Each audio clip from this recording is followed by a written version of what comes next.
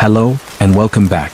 Before we begin, I want to remind you that what you're about to hear is based on real crimes involving real people. Some identifying details have been changed, but the events themselves are true and drawn from documented cases. These stories are meant to be listened to slowly, quietly, and with care. If this kind of content isn't for you, it's okay to stop here. For everyone else, get comfortable. Let the noise of the day fade away. And as you listen, tell me in the comments where you're watching from tonight. If you enjoy these true crime stories for sleep, don't forget to subscribe so you don't miss future uploads. This story begins with a house that no one wanted. It sat on the edge of a small town, empty for years, even as the housing market grew tighter. Each time someone moved in, they moved out within months. Neighbors said the house felt wrong. Doors would be found unlocked. Lights turned on by themselves. People heard footsteps on the stairs late at night, even when no one else was home. Eventually, a young couple purchased the house, dismissing the rumors as superstition. For the first few weeks, everything seemed normal. Then small things began to happen. Items disappeared and reappeared in different rooms. The couple heard soft noises in the walls, like breathing or shuffling. They assumed it was animals. One night, the woman woke up and realized someone was standing at the foot of the bed. She couldn't see a face, only a shape. When she screamed, the figure fled. Police searched the house and found nothing. No signs of forced entry. No explanation. Days later, the man noticed something odd in the basement. A section of wall sounded hollow when tapped. Behind it, police discovered a narrow crawl space that led to a hidden room. Inside were blankets, food wrappers, bottles of water, and notebooks filled with observations. The writer had been living inside the house, unnoticed, for months. He documented the couple's schedules, conversations, and sleeping habits in disturbing detail. The intruder was arrested weeks later. He had been entering homes through crawl spaces and attic vents, living inside them without the occupant's knowledge. Investigators linked him to multiple cases across the state. Families had unknowingly shared their homes with a stranger, sometimes for years. Another case comes from a hospital where patients began reporting strange encounters late at night. People claimed a staff member checked on them, adjusted their fours, and spoke softly. The problem was that no such staff member was scheduled. Security footage later revealed a man wearing scrubs, moving confidently through restricted areas. He wasn't an employee.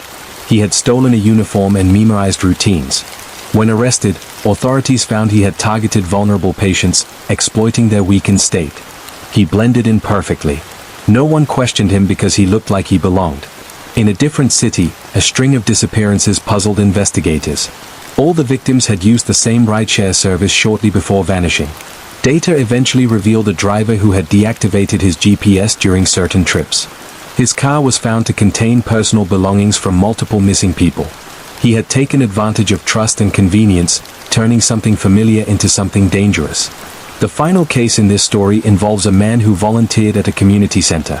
He taught classes, helped with events, and was known by name. Over time, he gained access to private spaces, storage rooms, and offices. When a fire broke out in the building, investigators discovered evidence of crimes hidden in areas only volunteers could reach. The man had used his position to commit acts that went unnoticed for years. What makes these cases disturbing isn't just what happened, but how close it all was. Inside homes. Inside hospitals. Inside places meant to be safe. The perpetrators didn't force their way in. They were already there. True crime shows us that danger doesn't always look dangerous. Sometimes it looks helpful. Sometimes it looks ordinary. And sometimes it lives quietly in the background of daily life. Thank you for listening. If you're still here, let me know where you're watching from, and don't forget to subscribe for more true crime stories for sleep, based on real events and told without interruption. Sleep well tonight, and stay aware. Hello, and welcome. Before we begin, I want to warn you that the stories you're about to hear are based on real events, real people, and true crimes that shocked communities and left lasting scars. Everything you hear tonight is drawn from facts, court records, and news reports. If you are easily disturbed, please consider listening with caution. For those of you who are still here, I want to ask, where are you watching from tonight? Let me know in the comments. And if you like content like this, make sure to subscribe, so you never miss a story that chills you to the bone. We begin in a quiet suburban town. On the surface, it seemed peaceful, children playing in yards, neighbors exchanging polite greetings, the occasional dog barking. But behind one particular house, a darkness had been festering for years. The residents were unaware of the man living there, a man who had spent months carefully documenting the movements of people in his neighborhood, memorizing their routines, the times they left for work, when they returned. No one suspected that behind his friendly smile and waving hand, he was plotting. One evening, a young woman walking her dog noticed a strange vehicle parked along the street. It had no plates, and the driver seemed to be watching the houses intently. She dismissed it at first, telling herself she was being paranoid, but a feeling of unease gnawed at her. That feeling turned out to be justified. Over the following weeks, police would uncover items hidden in the man's home, items belonging to people who had vanished without a trace. Jewelry, personal belongings, even clothing. It became clear that the man had been abducting his victims, holding them in a secret room he had built behind a false wall. He was arrested after a neighbor reported suspicious sounds, and what authorities found inside was unimaginable, evidence of crimes that had remained unsolved for years. Moving across the country, another case unfolded in a rural area, where the forested roads are quiet and the nights are darker than anywhere else. A family had moved into an isolated farmhouse, unaware that the previous tenant had vanished under mysterious circumstances. Locals whispered about strange noises in the night, doors creaking open when no one was home, lights flickering in patterns that couldn't be explained. One night, a teenage girl woke to the sound of footsteps in the hall. At first, she thought it was her parents, but the footsteps stopped at her door. A shadow passed across her window. She froze, unable to breathe, as someone quietly knocked, then disappeared. Authorities later found that the previous tenant had been a serial intruder, targeting families who had recently moved into rural homes. He had recorded everything, every movement, every conversation, before he struck. His collection of photographs and video footage was extensive, and police were horrified at the calculated nature of his crimes. He didn't just commit crimes, he orchestrated fear. The most chilling detail was that he had visited homes without ever being seen, slipping in and out, leaving families unaware of how close the danger had been. Not far from there, a city case tells of a man who seemed harmless, even charitable. He volunteered at soup kitchens, attended local events, and smiled easily at strangers. But behind closed doors, he kept a journal detailing plans that were meticulous and disturbing. He had studied law enforcement protocols, noting when officers were least likely to patrol certain neighborhoods. Over several years, he committed a string of burglaries that escalated into violent crimes. His first victims were chosen at random, but over time, he targeted people he considered vulnerable, documenting each crime with cold precision. What ultimately led to his arrest was not a slip in planning but a single detail. One victim had managed to leave a hidden message in their home. When authorities discovered it, it revealed patterns that connected the dots across multiple cases. Then there's the story of a traveling salesman in the 1980s, a man who crisscrossed the country, charming everyone he met. He had a knack for blending into any environment, earning trust almost instantly. But in every town he visited, people began to disappear. Women, primarily, vanishing without a trace. His arrest came only after decades of investigations, after a retired detective noticed similarities between unsolved cases in different states. He had been meticulous, erasing almost every clue, relying on the transient nature of his work to stay unnoticed. What investigators discovered was chilling: notebooks filled with coded records, locations marked on maps, dates of travel, all pointing to a methodical pattern of abduction and murder that spanned the nation. As we explore these stories, it's important to remember that the people involved were real, and the victims' lives mattered. Their fear, pain, and suffering were genuine. And yet, there's a strange fascination we feel when confronted with evil that hides behind ordinary faces. The man next door, the friendly volunteer, the charming traveler, anyone could be harboring secrets unimaginable. Another case takes us to a small coastal town. A fisherman was found dead in his boat one morning. At first, it seemed like a tragic accident, an unfortunate mishap at sea. But detectives noticed subtle signs: the ropes tied in an unusual way, a small piece of cloth that didn't belong to the victim, and a trail leading back to a warehouse along the docks. Inside, investigators found evidence of a criminal operation that had remained undetected for years. The perpetrator had been using the guise of fishing and shipping to cover illegal activities, including smuggling and kidnapping. The discovery shocked the town. People realized that danger had been lurking under the guise of normalcy for years, hidden behind the rhythm of everyday life. And then there is the unsettling story of a neighbor who noticed the smell first. It was faint at first, almost dismissible, but it lingered in the hallways, growing stronger day by day. The apartment next door was abandoned, or so it seemed. When authorities were finally called, they found a scene that defied understanding.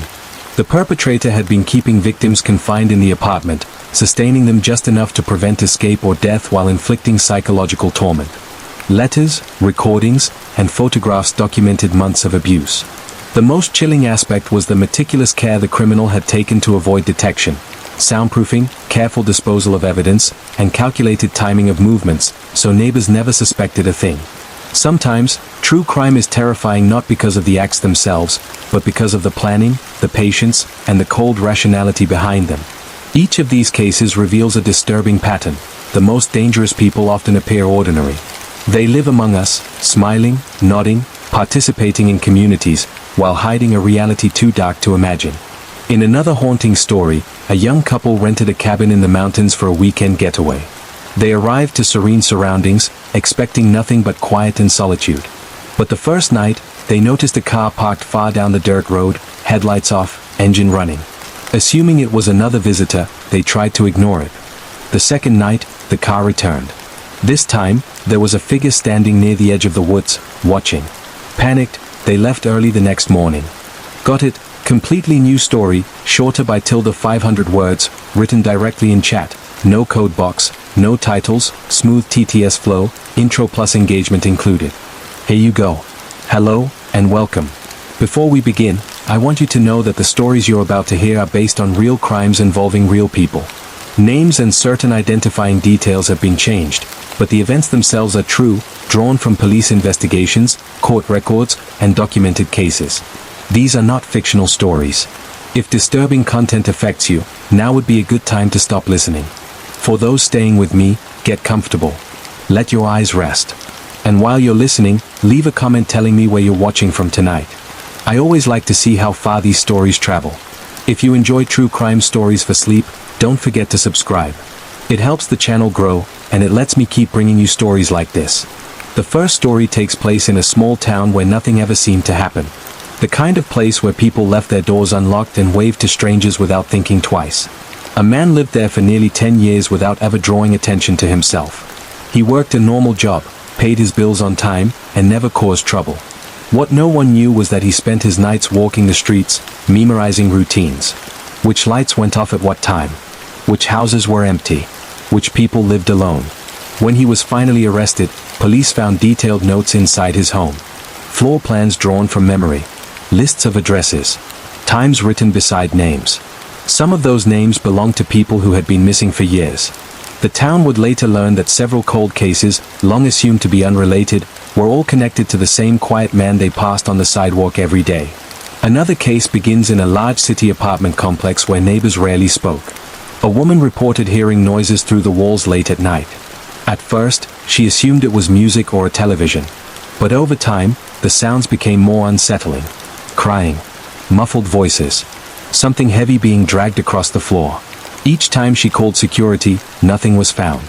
It wasn't until months later, after a strange smell began to spread through the hallway, that police forced their way into the apartment. Inside, they discovered a carefully hidden room. The walls had been reinforced to block sound. Inside that room was evidence of prolonged captivity. The person responsible had lived among hundreds of residents, riding the elevator with them, making small talk, all while committing crimes just a few feet away.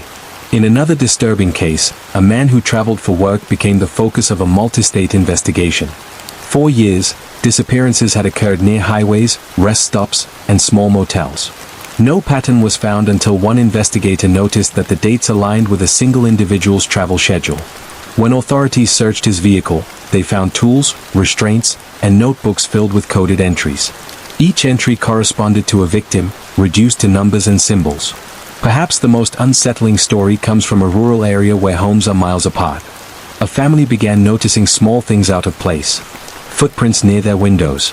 Objects moved slightly from where they had been left.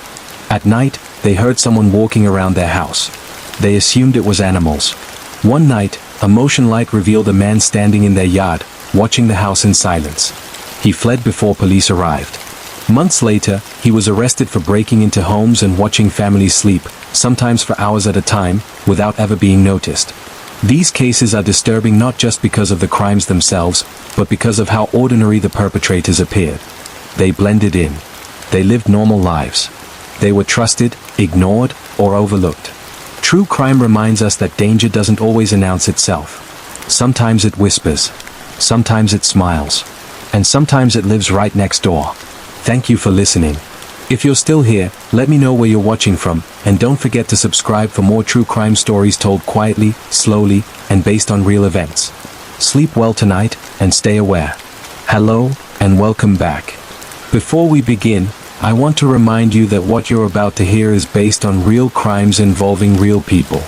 Some details have been changed to protect identities, but these events truly happened. These stories are not meant to shock, but to quietly reveal the darker sides of real life. If this kind of content isn't for you, it's okay to step away now. For everyone else, settle in. Let your breathing slow. And as always, tell me in the comments where you're watching from tonight. I love seeing how many places these stories reach. If you find yourself coming back for more true crime stories for sleep, don't forget to subscribe. It helps more than you know. This story begins with a missing person report that didn't seem urgent at first. A middle-aged man failed to show up for work. He lived alone, didn't have close family, and was known to take spontaneous trips. His employer waited 3 days before calling police. When officers entered his home, nothing appeared wrong. His wallet was gone. His car was missing. There were no signs of a struggle. The case was quietly filed as a voluntary disappearance. Weeks later, another person vanished. Then another. All lived alone. All had routine lives. All disappeared without signs of violence. The cases were handled separately, spread across neighboring towns, and no one connected them at first. The connection emerged by accident. A patrol officer noticed that each missing person had recently visited the same self-storage facility. At first, it seemed like coincidence. But when detectives pulled security footage, they noticed the same employee helping each of them. He was polite, helpful, and forgettable. He helped them choose unit sizes, explain payment plans, and walked them down narrow hallways lined with metal doors. When questioned, the employee cooperated fully. He answered calmly. He even joked with investigators. He said he saw hundreds of customers every month and barely remembered any of them. But investigators noticed something odd.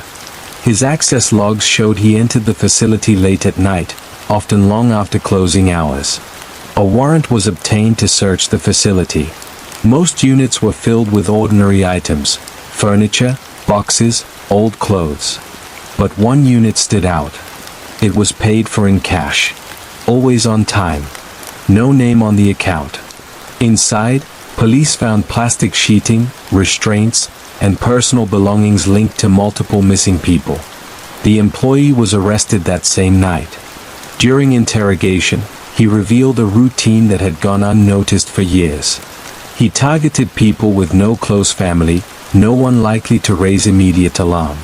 He used his job to gain trust. Once inside the storage facility after hours, there were no witnesses. No cameras in certain corridors. No sounds that could escape the reinforced walls. What disturbed investigators most was not just the crimes, but how long it went undetected. Customers walked past the unit every day, unaware of what had happened inside. The building sat beside a busy road, surrounded by normal life. Another case takes us to a quiet retirement community. An elderly woman reported receiving phone calls late at night. No one spoke on the other end. Just breathing. Police advised her to block the number. Weeks later, she was found deceased in her home. At first, it appeared to be natural causes. But an autopsy revealed otherwise. Investigators traced the calls to a man who worked as a home maintenance contractor in the area. He had keys to dozens of homes. He knew schedules. He knew who lived alone. Over time, police uncovered a pattern of surveillance and psychological torment before his crimes. He didn't rush. He observed. He waited. Perhaps the most unsettling case comes from a college campus where students felt safe walking at night. A series of assaults occurred in dormitories with no signs of forced entry. Doors were locked. Windows intact. Panic spread as students realized someone had access. The perpetrator turned out to be a former campus employee who had kept a master key after being dismissed. 4 months, he moved freely through buildings after midnight. He blended into the environment so well that several victims recalled seeing him earlier that day and feeling no fear. In each of these cases, the common thread is access, trust, familiarity. The crimes didn't happen in dark alleys or abandoned places. They happened where people felt secure, where they assumed nothing bad could happen. True crime teaches us that danger often hides behind normal routines, ordinary jobs, familiar faces. And while these stories are disturbing, they're also reminders to stay aware, to trust discomfort, and to question what feels slightly off. Thank you for listening. If you're still here, leave a comment telling me where you're watching from, and don't forget to subscribe for more real true crime stories told calmly, quietly, and without distraction. Sleep well tonight, and stay safe. Hello, and welcome back. Before we begin, I want to gently remind you that the story you're about to hear is based on real crimes involving real people. Certain names, locations, and identifying details have been changed, but the events themselves are drawn from documented investigations, witness statements, and court records. This story is meant to be listened to slowly and quietly. If disturbing content affects you, it's okay to stop listening now. For everyone else, settle in. Let the world outside fade away. And as you listen, tell me in the comments where you're watching from tonight. I read every one. If you enjoy these true crime stories for sleep, don't forget to subscribe so you don't miss future uploads. This story begins with a stretch of highway that locals avoided after dark. Not because it was dangerous in an obvious way, but because it felt wrong. The road cut through long miles of forest and farmland, with few lights and even fewer buildings. People used it every day, but at night, it became quiet in a way that felt unnatural. The first person disappeared after their car broke down along that road. A passing driver reported seeing the vehicle pulled onto the shoulder with its hazard lights on. By morning, the car was still there, but the driver was gone. Police assumed they had accepted a ride and left the area voluntarily. Weeks later, another car was found abandoned only a few miles away. Then another. Each time, the scene was the same. No signs of a struggle. Doors closed. Personal belongings still inside. The disappearances were spread out over months, and because the victims came from different towns, the cases weren't immediately connected. The pattern began to emerge when a tow truck operator mentioned something strange. He recalled seeing the same pickup truck parked nearby during 2 separate recoveries. The driver never approached. He just sat there with his headlights off, watching. Investigators began reviewing old traffic footage and found the pickup appearing again and again near the times vehicles were abandoned. It belonged to a man who lived less than 10 minutes from the highway. He worked as a roadside assistance contractor and frequently responded to breakdowns in that area. He had tools, a uniform, and a reason to stop. When questioned, he explained that he often pulled over to help stranded drivers. He said it was part of being a decent person. Many people remembered him. Some even described him as kind. A search of his property revealed something far more disturbing. Hidden behind a locked shed were personal items belonging to multiple missing people. Shoes, jackets, phones wrapped carefully in plastic. Each item was labeled with a date and a location. Investigators realized he didn't see the victims as people, but as moments in time. As police dug deeper, they uncovered reports that had been dismissed for years. Drivers who said a man had offered help but made them uncomfortable. People who noticed their cars were touched or moved when they returned from rest stops. Each report alone seemed minor.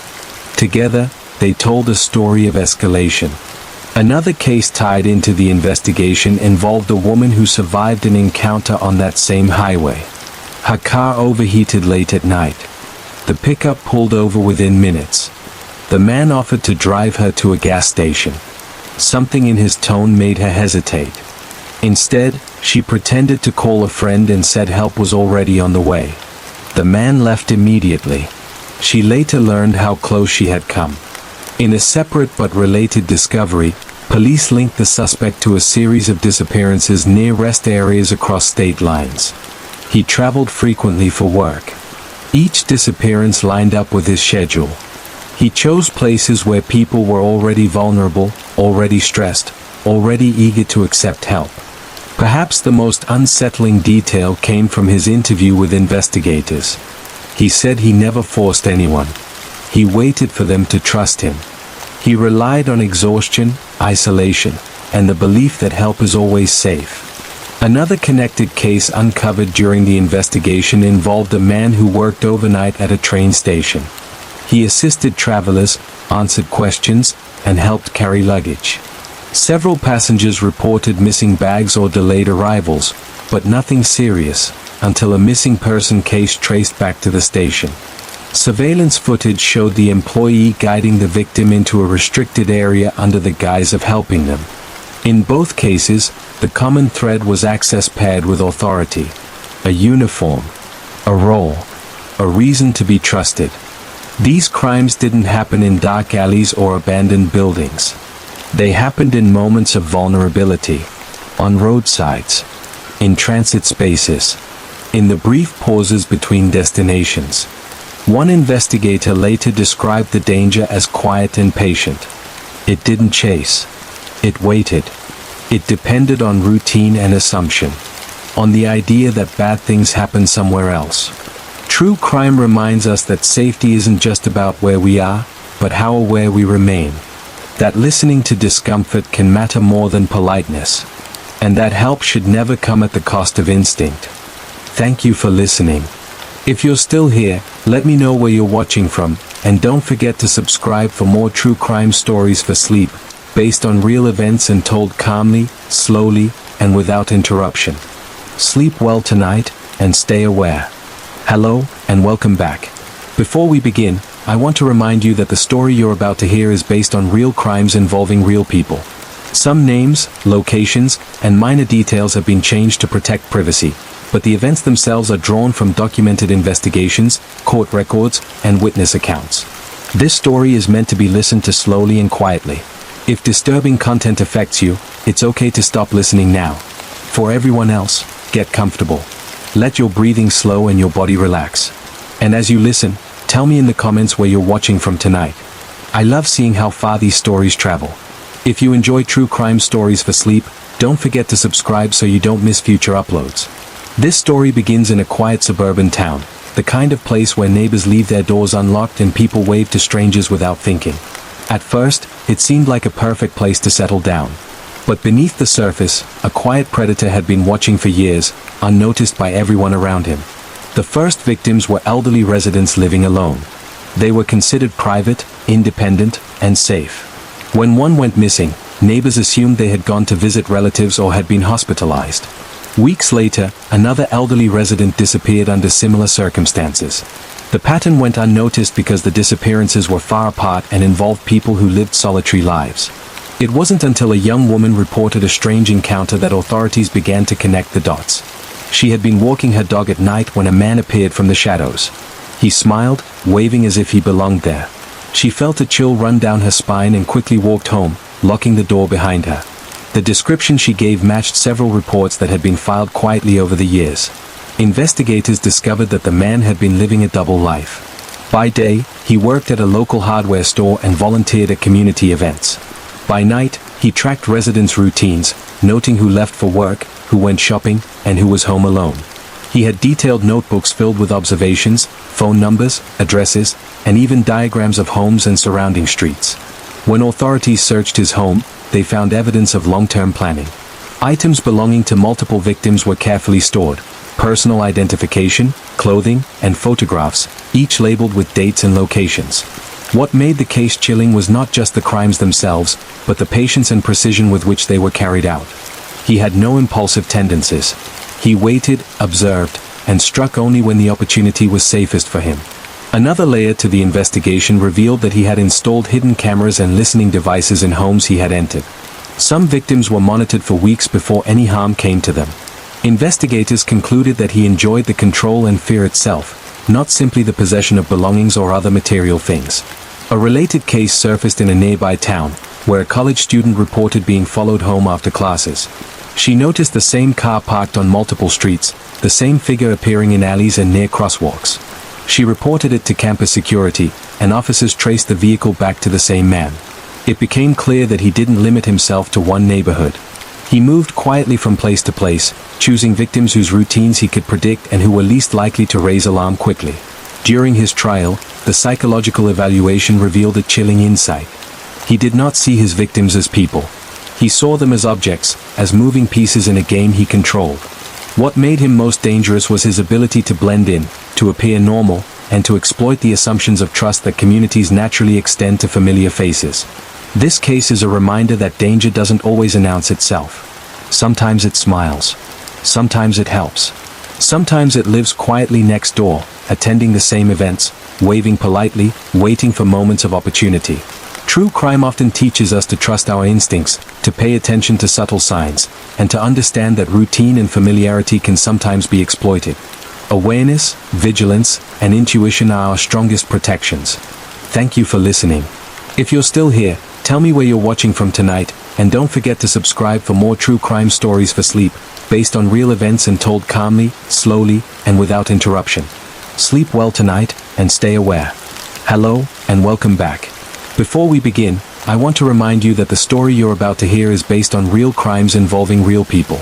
Certain names, locations, and minor details have been changed to protect privacy, but the events themselves are drawn from documented investigations, witness accounts, and court records.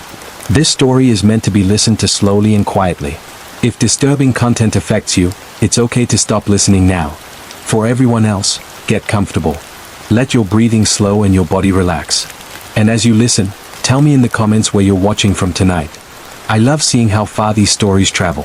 If you enjoy true crime stories for sleep, don't forget to subscribe so you don't miss future uploads. This story begins in a neighborhood that had once been lively but had grown quiet over the years.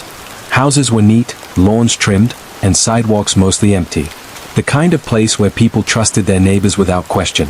But one family who had recently moved in noticed something strange almost immediately.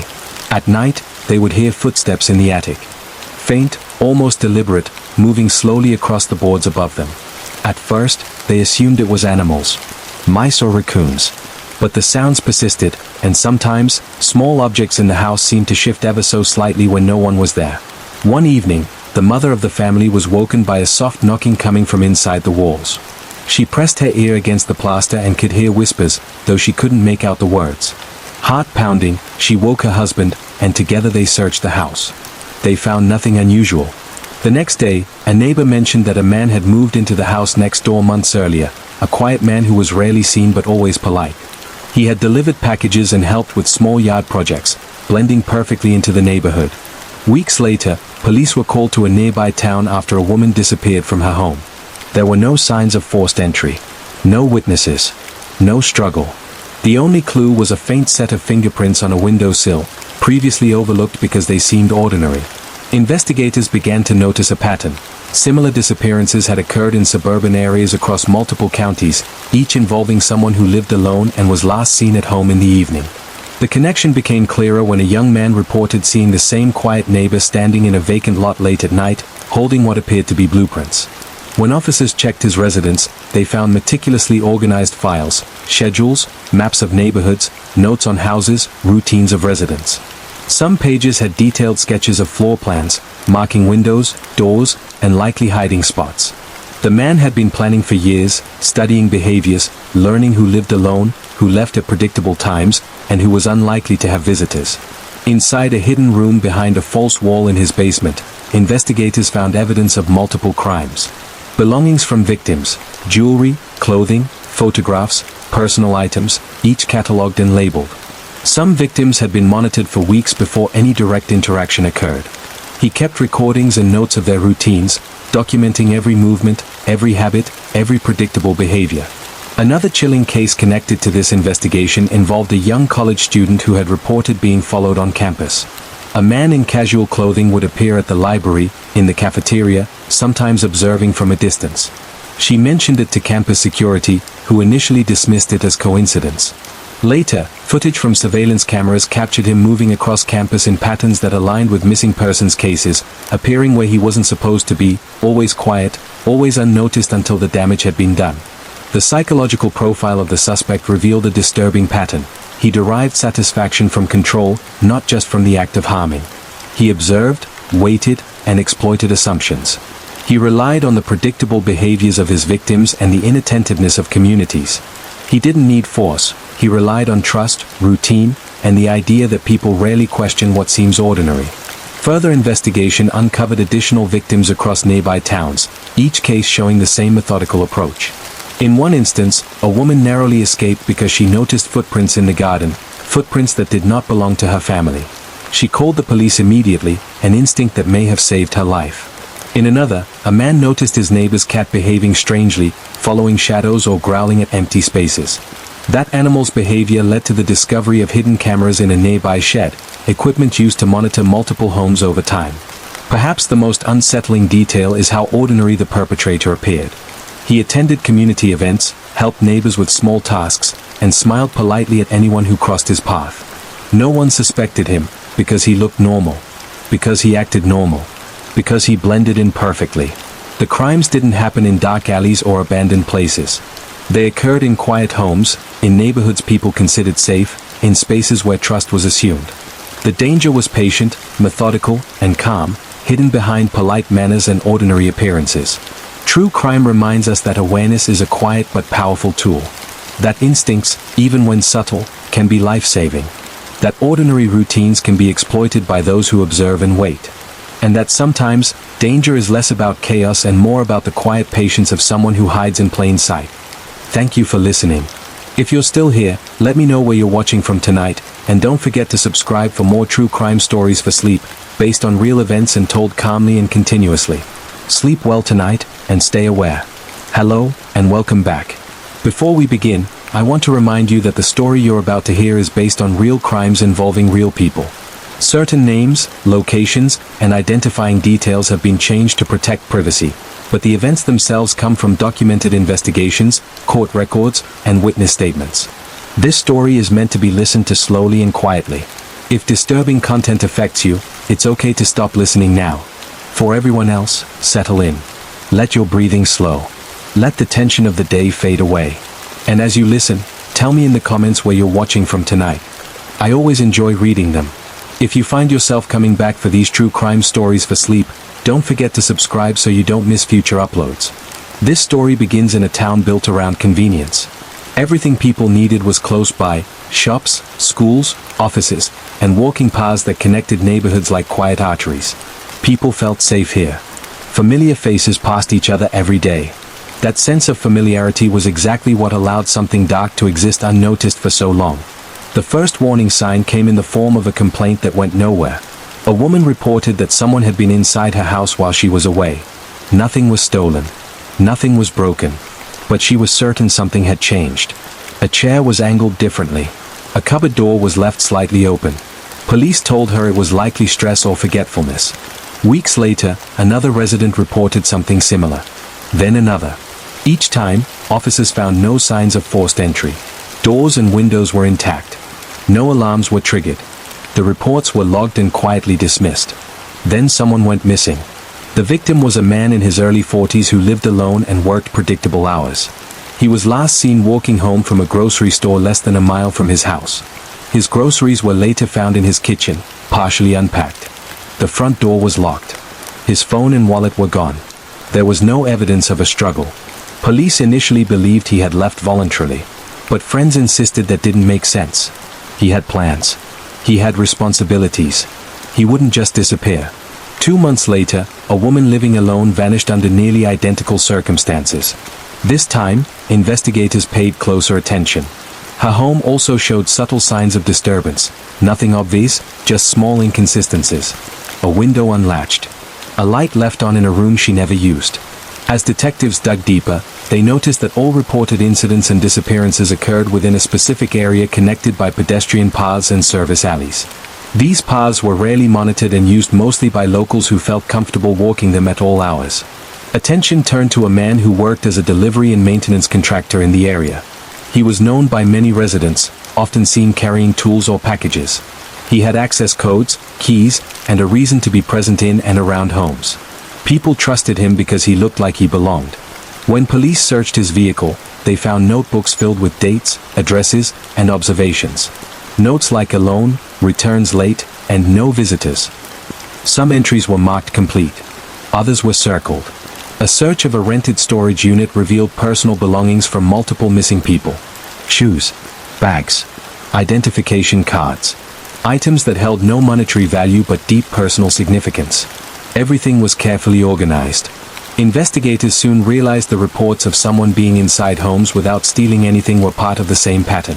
He had been entering houses just to observe, to learn routines, to test access points. Sometimes he stayed only minutes. Other times, hours. He moved silently, carefully, leaving as little evidence as possible. Another disturbing detail emerged when police reviewed years of overlooked security footage.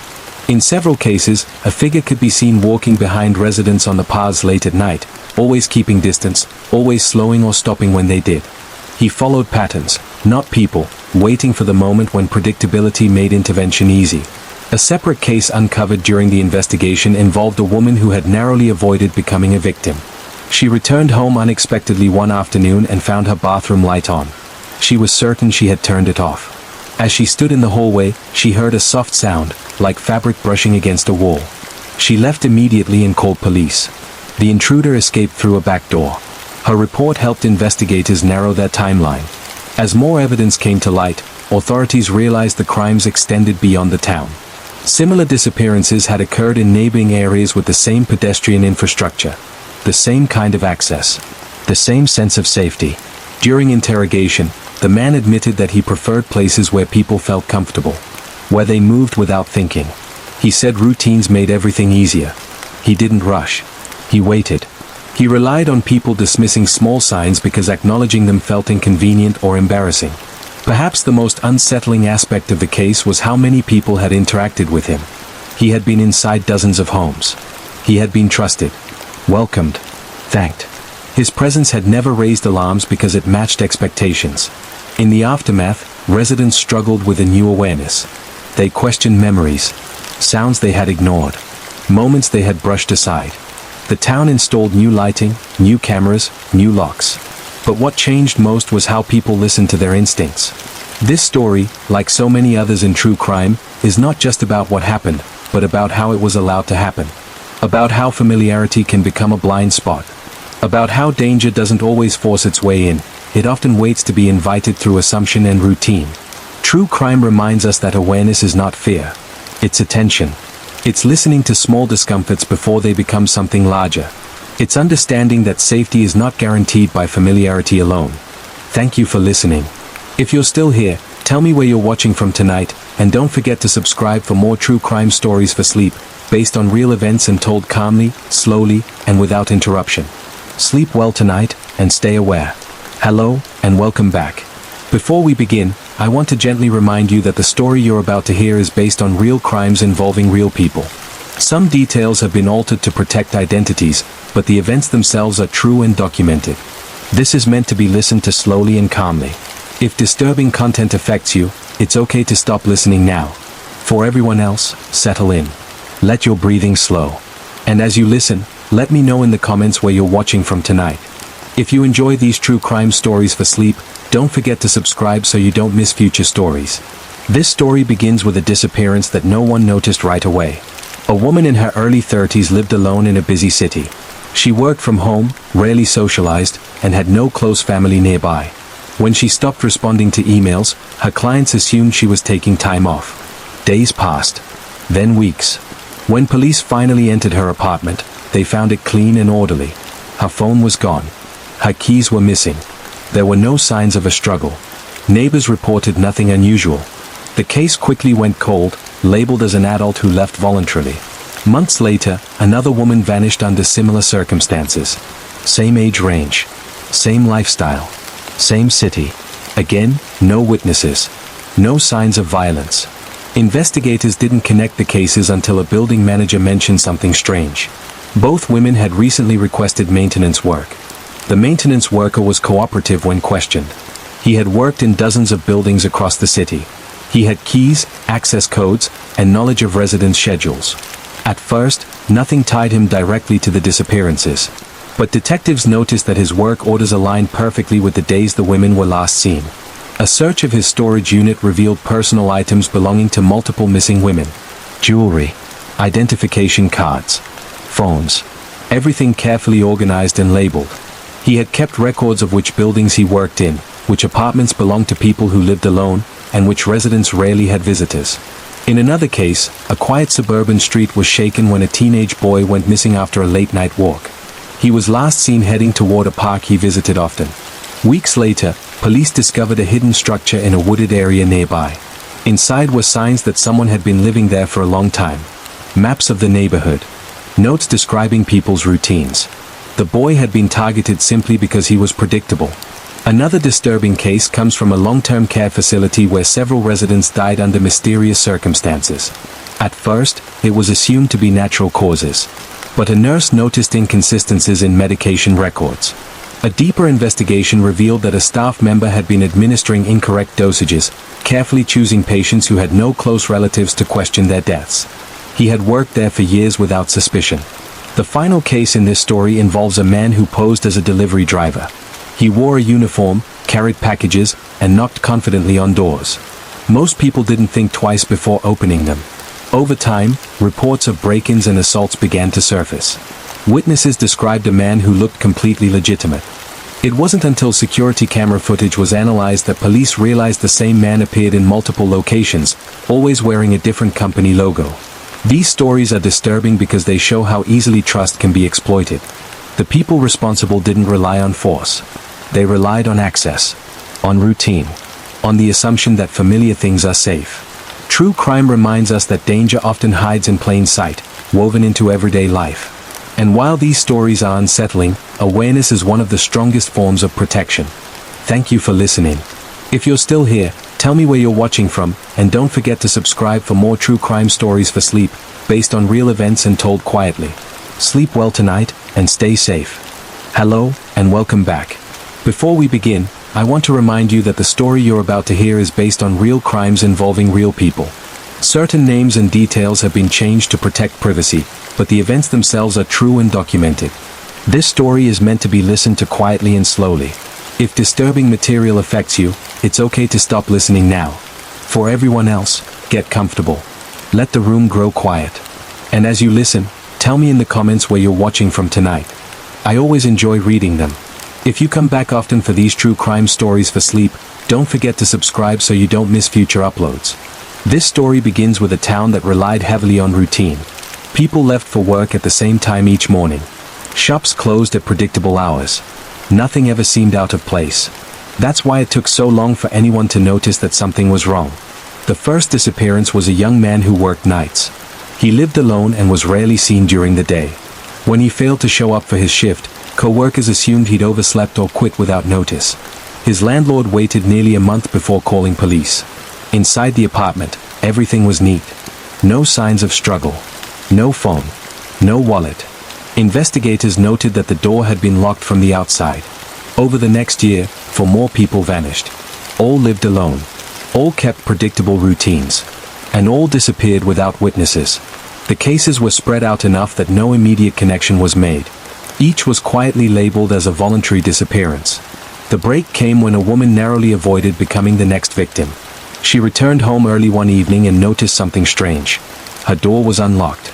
Inside, the lights were off, but she sensed someone had been there. A drawer was slightly open. Her bedroom window, normally locked, was unlatched. She left immediately and called police. Investigators found no intruder, but they did find something unusual. The woman's spare key, which she kept hidden outside, was gone. When asked who might know about it, she mentioned a man who had done utility work in the building months earlier. He had chatted casually with her while working, asking about her schedule, her job, and whether she lived alone. That detail caught investigators' attention. The man worked as a contractor for various services in the area. He had access to dozens of apartment buildings and homes. He knew where spare keys were commonly hidden. He knew which doors stuck and which windows didn't lock properly.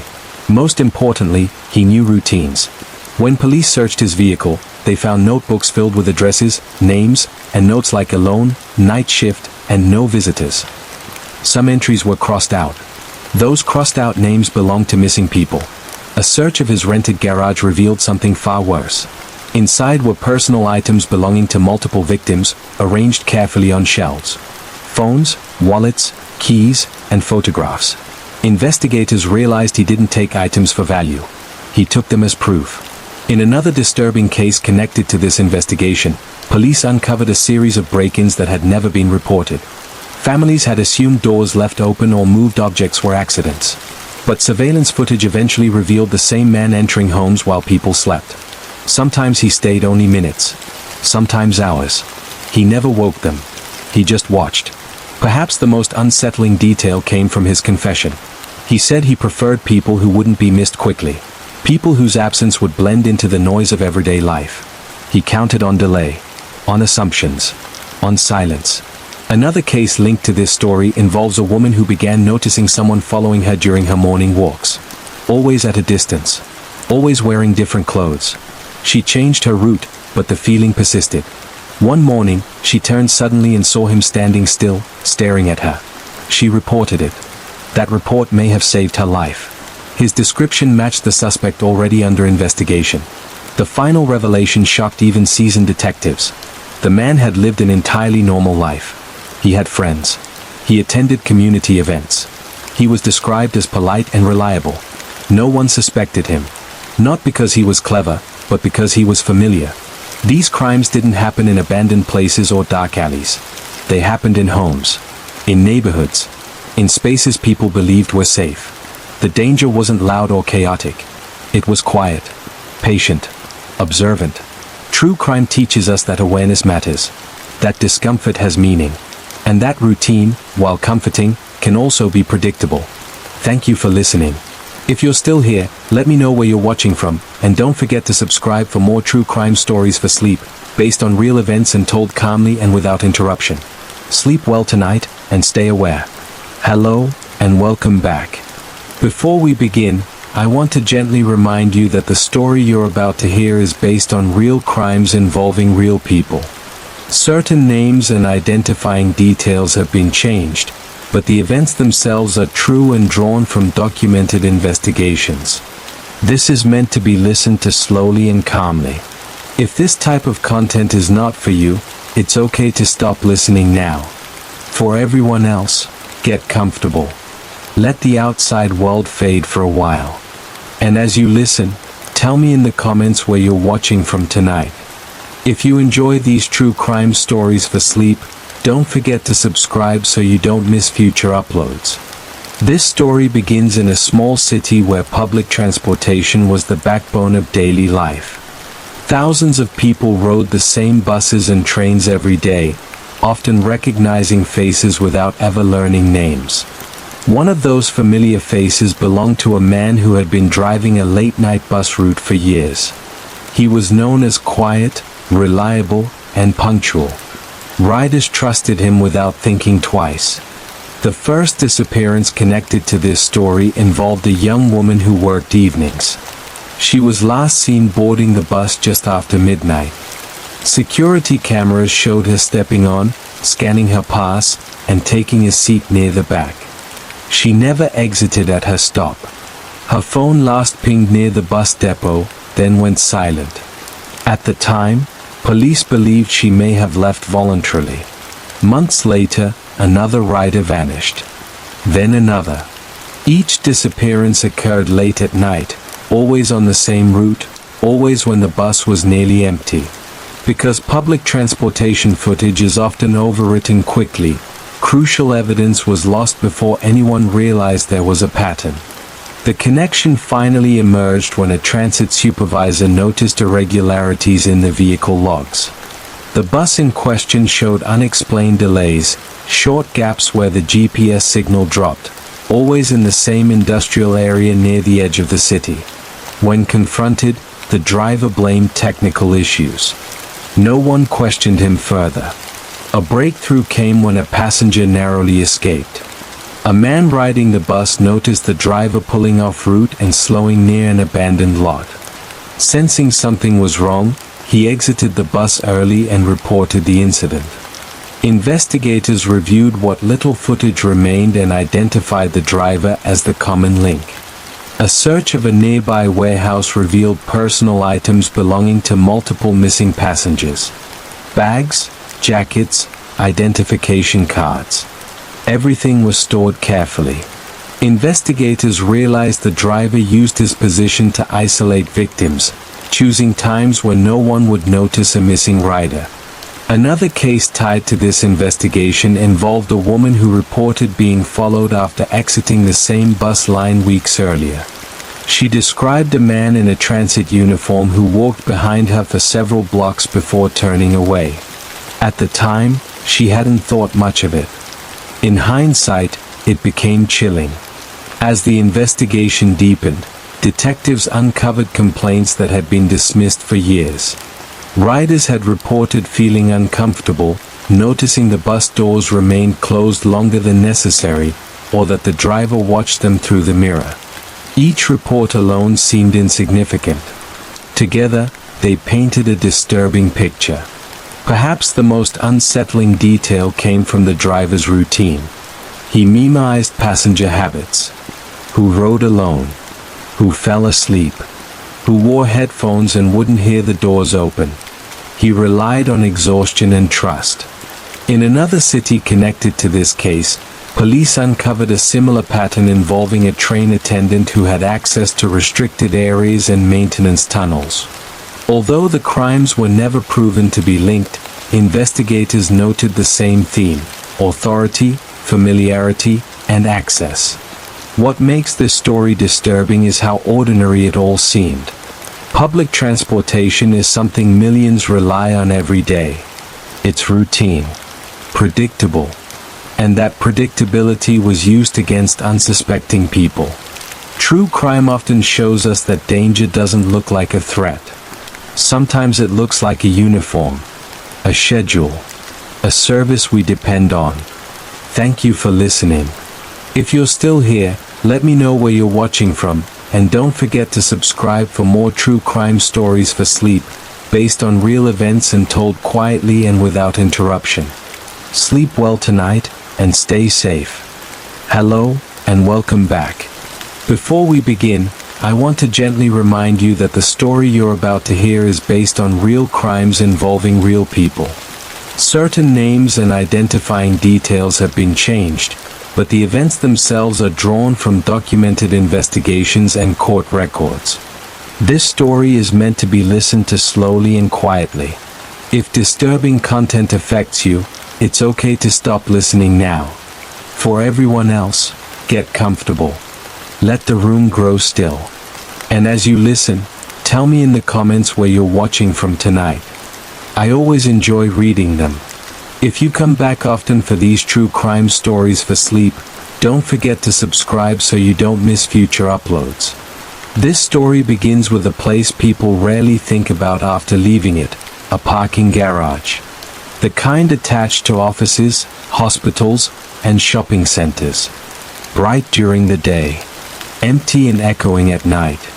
In one mid-sized city, a series of disappearances began quietly, spaced far enough apart that no immediate connection was made. The first person vanished after finishing a late shift at a medical office. Security footage showed her walking into the garage, keys in hand, phone pressed to her ear. She never reached her car. Her vehicle remained parked where she'd left it. Police initially believed she may have met someone she knew. Months later, a college student disappeared under similar circumstances. Then a retail worker. Then an older man who volunteered at a community center. Different ages. Different backgrounds. The only shared detail was where they were last seen. The parking garage sat between several buildings and was used by hundreds of people each day. It had security cameras, but many of them hadn't worked properly in years. Lighting was inconsistent. Blind spots were common. People moved through it quickly, heads down, focused on leaving. A breakthrough came when a woman reported something unsettling. While walking to her car late one evening, she noticed a man standing between two vehicles, pretending to be on his phone. As she passed, he followed closely behind her. When she turned suddenly, he stopped. She ran back toward the elevator and called security. The man disappeared into the stairwell. Investigators reviewed footage and noticed the same man appeared in older recordings near the times other victims had vanished. He wore different clothes each time. Sometimes a reflective vest. Sometimes a jacket with a company logo. He looked like he belonged there. After weeks of surveillance, police identified him as a contract worker who performed overnight maintenance in multiple garages across the city. He had keys, access codes, a reason to be present at all hours. Co-workers described him as quiet and dependable. When his residence was searched, investigators found items belonging to multiple missing people. Keys, wallets, identification cards, carefully stored. He had kept notes about which garages had cameras that worked, which stairwells were rarely used, and which days were busiest. Another disturbing detail emerged when police reviewed years of ignored reports. People had complained about feeling watched, about someone standing too close in elevators, about footsteps behind them in empty garages. Each report had been dismissed as coincidence or anxiety. In a separate but eerily similar case uncovered during the investigation, police learned of a man who worked as a night janitor in office buildings. Employees had reported finding desks disturbed, chairs moved slightly, personal items missing and later returned. When he was arrested, he admitted to entering offices after hours and watching people through interior windows before eventually escalating his behavior. He had gone unnoticed for years because he was expected to be there. Another connected case involved a hotel where guests began reporting strange encounters. Someone knocking softly on doors late at night, claiming to be staff. A man in a uniform would ask to check a thermostat or smoke detector. Most guests refused. Some didn't. When a missing person case was tied back to the hotel, investigators realized the uniforms had been stolen and reused to gain access. Perhaps the most unsettling aspect of these cases is how ordinary the environments were. Parking garages, offices, hotels, places people pass through without thinking. Places designed for convenience, not safety. One survivor later told investigators that what saved her was hesitation. She felt uncomfortable and slowed down instead of rushing to her car. That pause made the man lose interest. He relied on momentum, on people moving automatically, not paying attention. When the garage worker was finally arrested, investigators discovered he had committed crimes in multiple cities. Each time, he stayed just long enough to learn the environment, then moved on. He chose places where people were distracted, tired, and eager to leave. During interrogation, he admitted that he preferred transitional spaces. Not homes. Not crowded streets. Places in between. Places where people assumed they were still safe, but were already alone. True crime often reveals that danger doesn't always come from strangers in obvious places. Sometimes it waits in the spaces we don't linger in long enough to notice. The spaces we pass through every day. These stories are disturbing not just because of what happened, but because of how easily it all blended into routine. The perpetrators didn't break in. They didn't force entry. They were already allowed to be there. Thank you for listening. If you're still here, let me know where you're watching from, and don't forget to subscribe for more true crime stories for sleep, based on real events and told calmly and without interruption. Sleep well tonight, and stay aware.